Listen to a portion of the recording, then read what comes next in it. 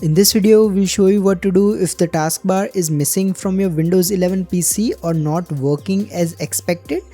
So the most common reason why the taskbar might disappear is if you have set it to hide automatically. So move your cursor all the way to your bottom and you will see the taskbar reappear by itself. If it does, right click on it and then select taskbar settings.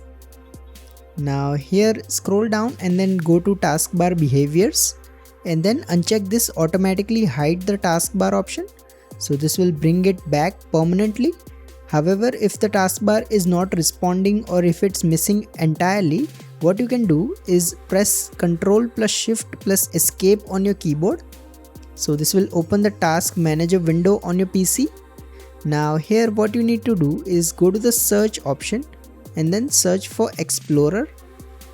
Now here you will see this Windows Explorer entry. Simply select it and then click on this restart option. Once you do, your window will go blank for a second and then reappear on its own. After that, the taskbar will work as expected.